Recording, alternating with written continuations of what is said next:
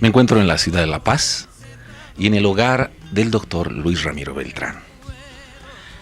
Ha escrito varios libros, también ha compuesto un bolero hace mucho tiempo atrás, que ha cantado Johnny Albino, por ejemplo, el vocalista de Los Panchos.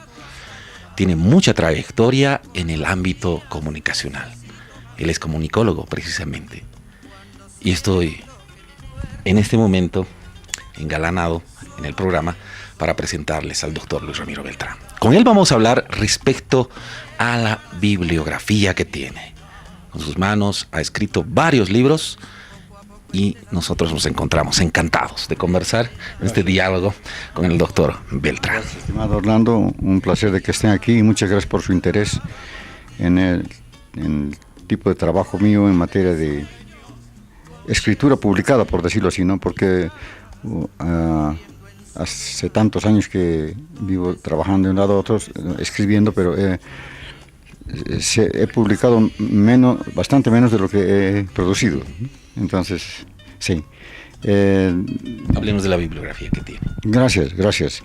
Principalmente, pero no exclusivamente, he publicado libros sobre comunicación, ¿no? Como es natural, porque es la profesión a la que me dediqué, comenzando como periodista, deviniendo comunicólogo, o sea, investigador de comunicación, y terminando o culminando, no sé, como crítico de la comunicación en nuestra región, ¿no? Quiero decir que, por ejemplo, aquí hay algunos ejemplos de estos libros. Este es quizá uno de los más antiguos, del año, no creo que 87, me parece, así. No sé. Bueno, ¿de qué trata este libro? Sí, es del 87.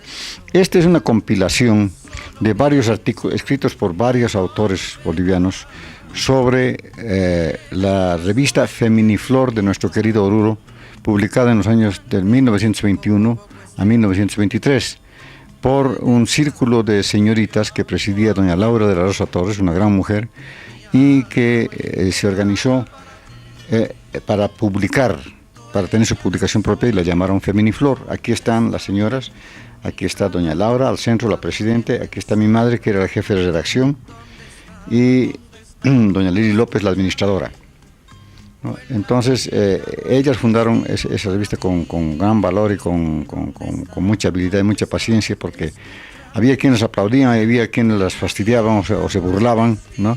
Sin embargo, los enamorados dicen que colaboraron de suplementeros, que les ayudaban. Bueno, o sea, mi madre es la que más experiencia en periodismo tenía entonces, porque ella era paseña y fue uno de los primeros bachilleres de Bolivia aquí en el Liceo de Señoritas. Y tuvo experiencias de periodismo en diarios y revistas ocasionales, pero tuvo, ¿no?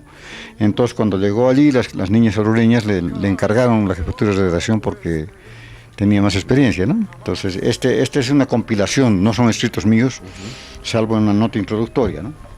¿Este otro? Algunos años después, sí. Este es la primera bibliografía que se hizo en materia de qué documentos de comunicación se había producido, habían sido producidos en Bolivia. También podemos ver la fecha, esto es del año 90 ya. 90, sí. Entonces, aquí sí hice un levantamiento, sección por sección, distintos medios, para recopilar, porque nadie sabía quién había escrito qué sobre esta materia, incluyendo periodismo, ¿no? Había de los famosos, digamos, 3 o 4, don León M. Loza o otros autores sobre periodismo, pero no había ninguna compilación de otros estudios, por ejemplo, sobre radio, algo de televisión, etcétera. Entonces dimos el primer paso con esto aquí.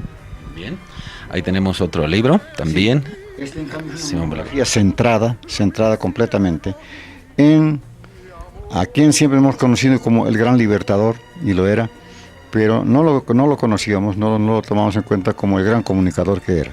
Entonces, este libro proviene de mi tesis de ingreso a la Academia Boliviana de la Lengua, donde presenté una reseña corta sobre la esencia de esta materia. Y luego la amplié para constituir este libro, que tuve la fortuna de que fuera prologado por un gran intelectual y miembro de la Academia de la Lengua de Venezuela, don José Luis Salcedo. Sí. Sí. Entonces aquí yo cuento todas las instancias. Por ejemplo, el hombre escribió como 3.000 cartas, ¿sí?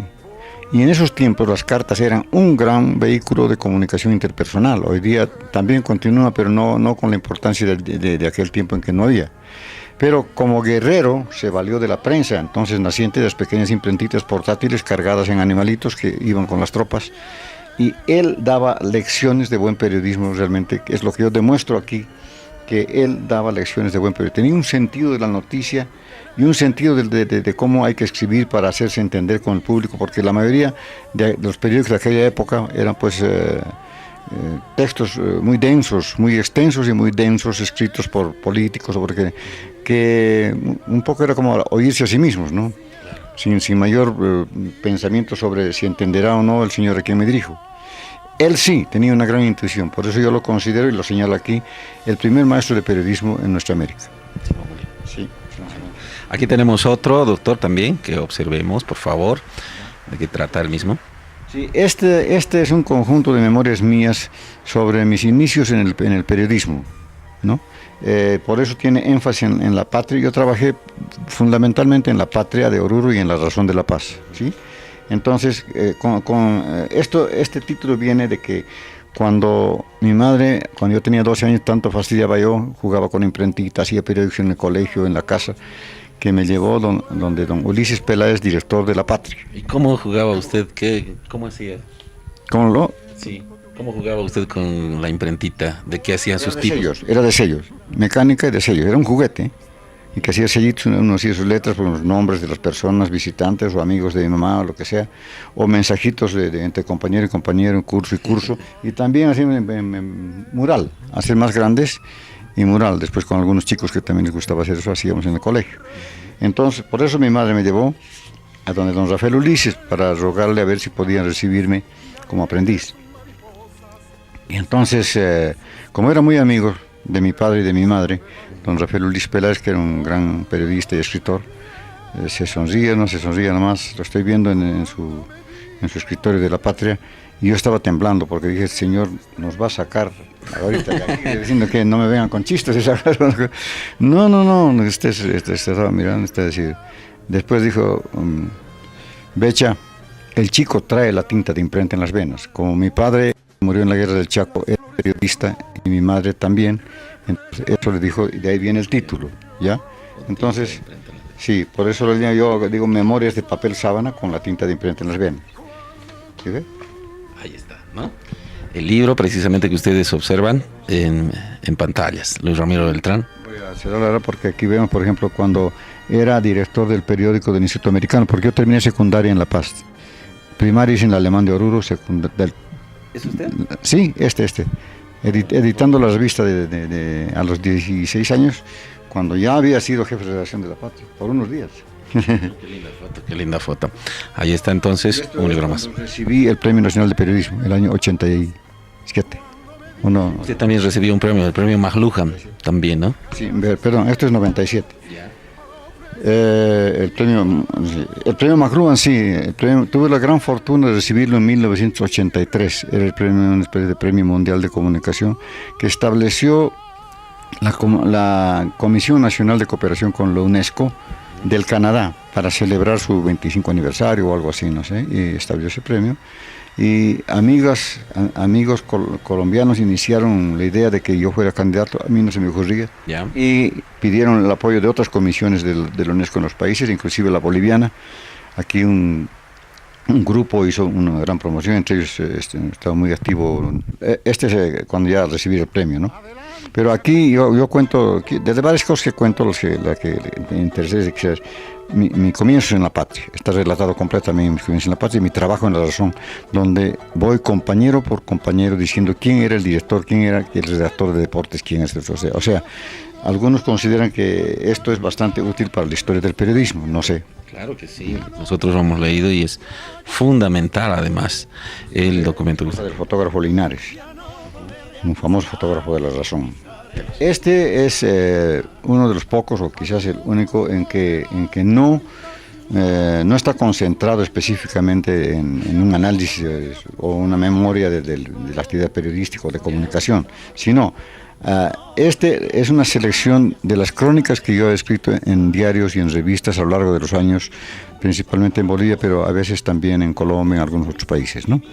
Entonces, eso es recolectar lo que uno ha publicado y escoger, ¿no? Desde niño, por ejemplo, aquí hay una pequeña nota que no es periodística, perdón, sino que es, digamos, un obituario a un compañero de colegio, compañero de banca y todo, que falleció en el colegio alemán de Oruro. Bueno, ustedes encuentran aquí cosas así, o encuentran, por ejemplo, una carta de amor a Ingrid Bergman, ¿ya? Que se publicó en Colombia, una revista colombiana, o el relato de la terrible odisea que pasó mi madre el 21 de julio cuando cayó tan espantosamente el presidente Villarroel, y mi madre vino desalada desde Oruro en el último tren porque le habían dicho que los estudiantes estaban muy metidos en eso y que el alcalde municipal tenía colgados como ganado a varios jóvenes en la municipalidad, lo cual era completamente falso, pero igual se aterró mi madre y se vino disparada. No era más que, ya toda la familia éramos ella y yo, nadie más, ¿no? Murieron mis hermanos, mi padre murió primero, después una hermana, después un hermano. Quedamos solitos, entonces temblando la señora, pero muy valerosamente, cruzó barricadas, demoró horas en bajar de la estación porque no había en qué bajar y se apareció en el internado de mi colegio. Donde los gringos muy admirados la recibieron y entonces la albergaron hasta 1 o 2 días, hasta que luego se calmara la situación, ¿no? Y ese fue el día terriblemente patético en el cruel sacrificio del presidente Villarroel, ¿no? Varios documentos entonces que nosotros observamos ahí, ¿no? Mi carta de amor a Ingrid Bergman. Es la suya la que le escribió usted. Yo le escribí y se publicó. Una carta de amor. Carta de amor, ahí está. ¿Ah? ¿Quién es Ingrid Bergman? Famosa actriz de cine y teatro mundial, es sueca. O sea, desde Oruro, una carta. No. Esta creo que se publicó, esta la hice dice aquí, revista Nueva Frontera de Colombia, en 1983.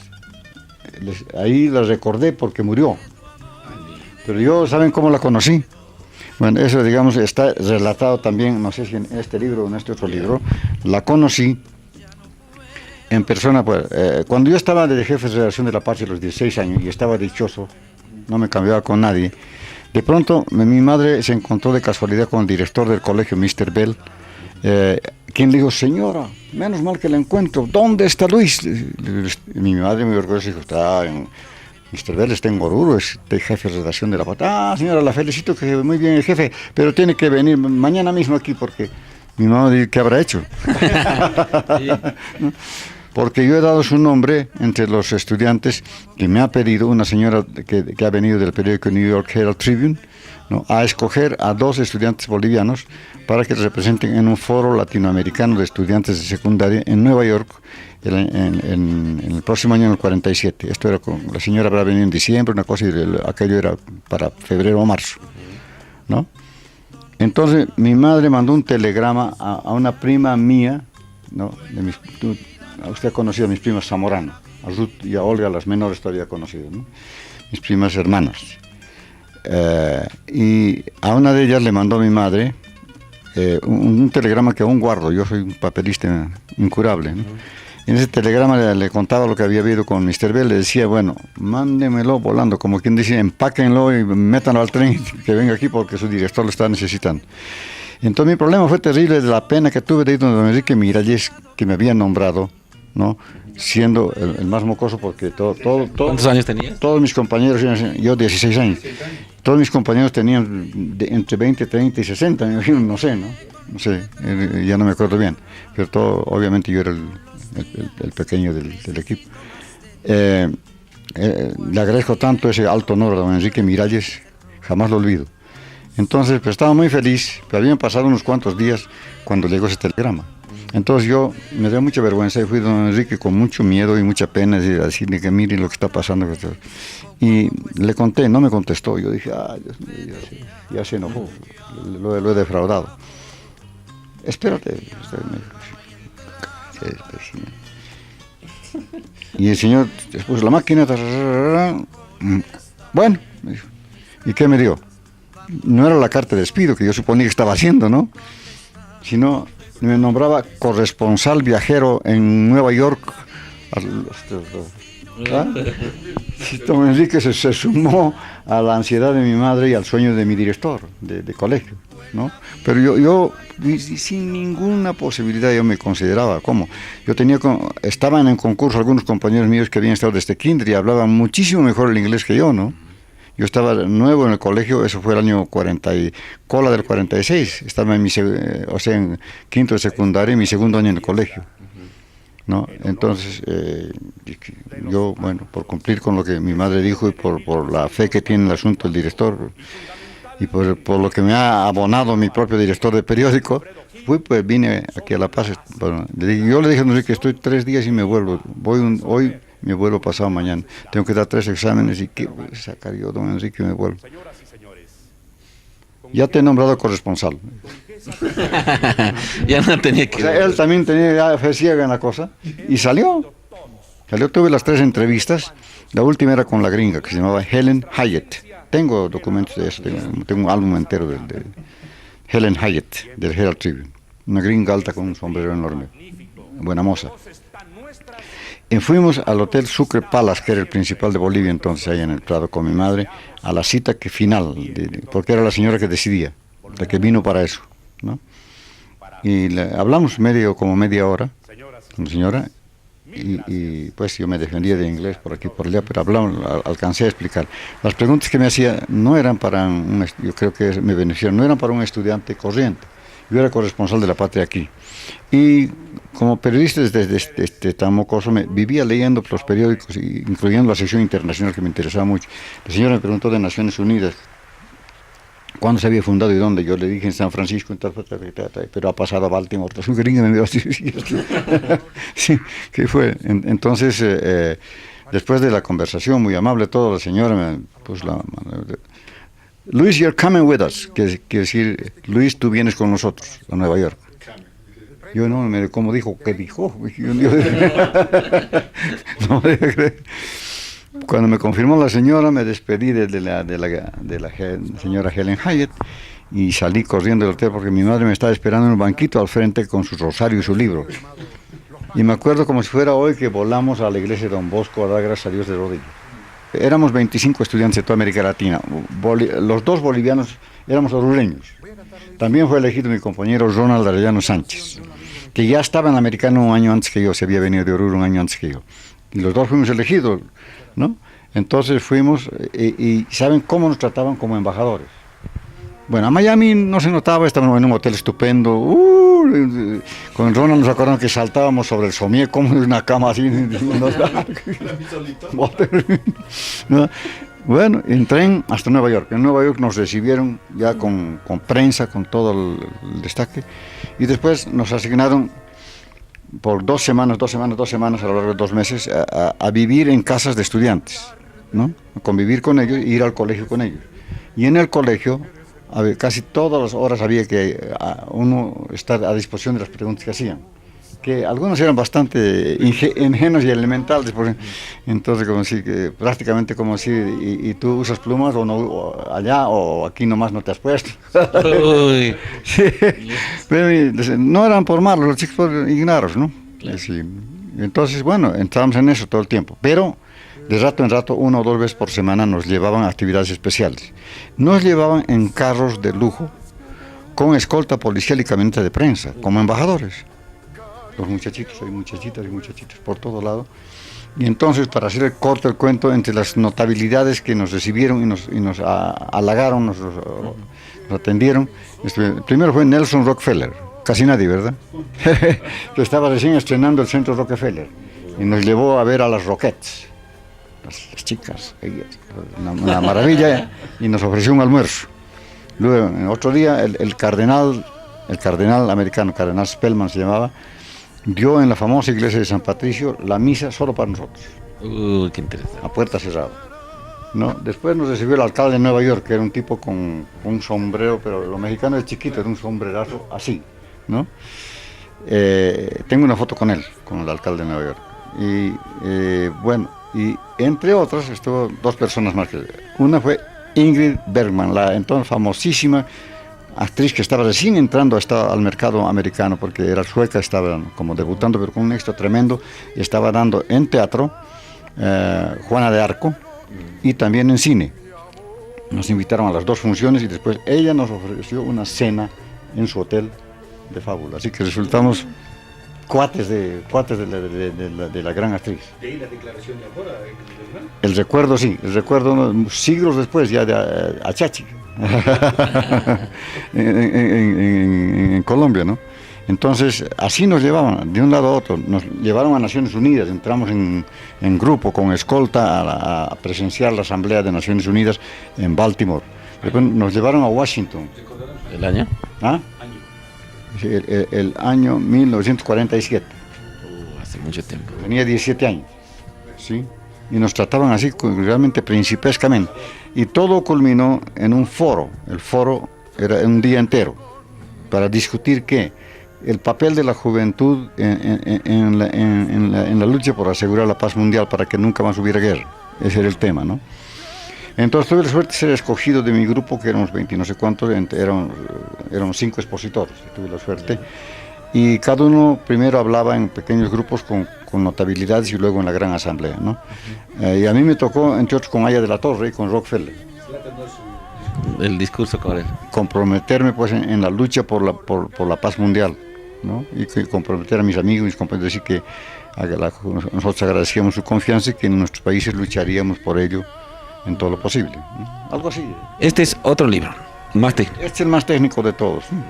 Este es una compilación, es decir, aquí se publican mis 3 artículos principales sobre investigación en comunicación, con lo que, digamos, se me tipifica como uno de los fundadores de la Escuela Crítica Latinoamericana de Comunicación. Entonces están reproducidos ahí. Pero aparte de eso, hay también sobre otras intervenciones mías una serie de resúmenes, ¿no?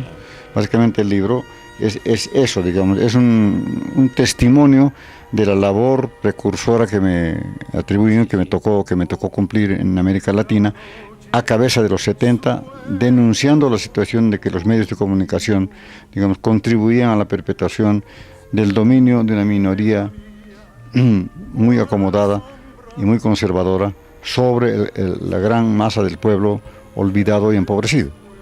Entonces, eso fue una lucha dura de los años 70, y también yo hice cuestión especial, yo propuse en una reunión de la UNESCO la formulación de una política nacional democrática de comunicación mediante un consejo pluralista para atender la política, ¿no? Eso servía como base para una reunión de expertos que se realizó en Bogotá. Yo fui colaborador de la reunión esa. Sirvió de base para ese grupo de expertos, produjo un informe excelente. Pues ni mi documento de insumo ni el producto del seminario fueron aceptados para nada por la CIP y la IR, la de radio y televisión, ¿no? Y la CIP, la de prensa, que desataron una campaña de misericordia para evitar, porque ese informe se había preparado para que una reunión de ministros de información de América Latina tomara decisiones y hiciera pronunciamientos. La reunión se realizó pese a la violenta y constante oposición, se realizó el año 70, la reunión de expertos Bogotá 74, reunión de ministros que finalmente se realizó pese a esa oposición, fue en Costa Rica, y la encabezó un gran periodista venezolano, Guido Groskars, con el apoyo del presidente de su país, socialdemócrata, Carlos Andrés Pérez. Esa fue la tarea. El nuevo orden internacional de la información y la comunicación propuesto por los no alineados. Eso sí. Los países no alineados. Fue fundamental y tenemos todavía vigente ese, y este es un tema que nosotros los jóvenes tenemos que seguir. Y este es el último. Sí, este libro es el producto de varios años de soñar con él y de varios años de trabajar a poquito, con exiguos fondos y con poco tiempo, y en equipo de compañeros. Mis compañeros aquí están mencionados, son 2 compañeras, Karina Herrera y Esperanza Pinto, y Eric Torrico, que hasta hace pocas semanas, diría yo, fue el presidente de la Asociación Latinoamericana de Investigadores de Comunicación. Y esta niña es Karina Herrera, que fue la directora ejecutiva del proyecto, fue fundadora del único centro privado que hay de investigación y comunicación en Bolivia, que se llama el CIBEC. ¿Ya? O sea, gente muy valiosa, colegas muy valiosos. La comunicación antes de Colombia. Sí, lo que hicimos es esto en esencia. Revisando la literatura de la historia del periodismo, historia de la comunicación en América Latina, siempre aparece como primer paso, casi siempre aparece como primer paso, la entrada de la imprenta de España a México, y ahí comienza la historia, ¿ya? Entonces, se supone que a partir de 1492 comenzó la comunicación importante en esta región que iba a llamarse América. Pero nosotros demostramos con la literatura, de 1.300 documentos que coleccioné a lo largo de 12 años, demostramos que 3.000 años antes ya había comunicación escrita, porque ellos decían, sí, tienen comunicación a su manera, pero los españoles y los republicanos nuestros también, latinoamericanos, ¿no? Pero no, eran culturas bárbaras, eran etnias bárbaras y eran ágrafos, o sea, no escribían. Tenían adornos en las paredes, en las piedras y cosas, pero no escribían. Pero en México, hasta hace poco había evidencia de 1.000 años antes de Colón la escritura, en unos libros llamados códices impresos en cuero o en un papel vegetal. Excelente trabajo, digamos, pero obviamente distintos, no tenían por qué ni cómo utilizar el alfabeto greco-romano, ¿no es cierto? Ni ¿por qué? Cada uno con el suyo, que es iconográfico combinado con dibujos de otra manera, ¿no? Pero escritura en la que ponían poemas, ponían decretos, ponían toda clase de mensajes. El punto de partida tenemos que nosotros los comunicadores sociales decir, partir de este documento que para nosotros es importante, lo hemos leído además en una instancia, doctor, los capítulos más importantes. Muchas gracias, esa es nuestra esperanza, porque nosotros estamos conscientes de que hemos hecho una apertura de una exploración de un bosque, digamos, que estaba cerrado, porque nos hemos negado a nosotros, los propios latinoamericanos. ¿Sabe cuántos artículos conseguimos en medio de toda esa literatura? 3 artículos apenas, 2 en realidad, 2 artículos de un colombiano y de un peruano. O sea, en una región que tiene más de 1.000 escuelas de comunicación universitarias, esta omisión nos parecía insostenible, así que hemos dado el primer paso para subsanarla.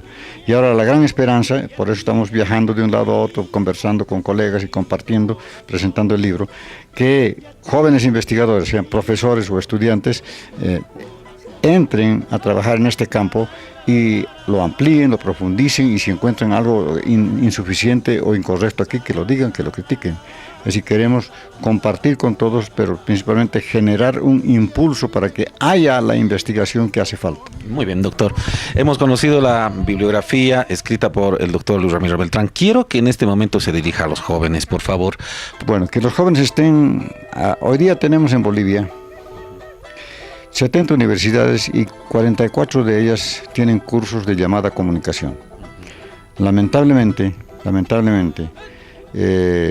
hay desgraciadamente un impulso de mercantilización de la época que produce que, habiendo tanto joven que busca un norte en la vida, entonces muchos escogen comunicación, pero no hay, es decir, el conjunto de universidades. ¿Cómo puede tener un país con apenas 10 millones de habitantes 44 escuelas? A la carrera, a la improvisación, porque parece un buen mercado para que tomar a los chicos y... Bueno, pero entonces todo joven que entre a estudiar comunicación tiene que estar consciente de una diferencia fundamental de esta profesión sobre las demás. El comunicador es un profesional por definición que se debe a los demás y no a sí mismo, o sea, que tiene, digamos, la responsabilidad social como parte de su trabajo cotidiano. Y que no es un trabajo, especialmente en periodismo, no es un trabajo muy bien pagado, no es como lo que pueden dar otras profesiones mucho más sustantivas, si quieren, en el campo mercantil o en las cotizaciones que cobran, ¿no? El que entre a estudiar comunicación, jóvenes deben pensar que entra a servir a los demás, y que sirviendo a los demás no va a hacer mucha plata ni necesariamente va a ser estrella de televisión, porque a veces los muchachos se embelezan, ¿no?, con las luces de la pantalla, ¿no?, y que todos quieren ser, no, sino es una cuestión de servicio en que, por ejemplo, hay que apoyar los esfuerzos de desarrollo, hay que apoyar la lucha para que exista una verdadera democracia en el sentido de que el pueblo raso, que no sea soslayado, no permanezca en la miseria, no sea sometido como en la mayoría de nuestros países de América Latina, infortunadamente aún sigue siendo. Entonces, es una profesión muy hermosa, muy creativa, que realmente es lógico que atraiga a la juventud, pero que no piensen que es fácil, porque tener responsabilidad social y mantener una ética vertical, que es de igual o mayor importancia, no es que lo hacen todos. Estamos actualmente con un estado desde hace como 15 años, el nivel de ética de la comunicación en toda América Latina, incluyendo Bolivia, ha disminuido en la medida inversa en que ha mejorado la tecnología, ¿no?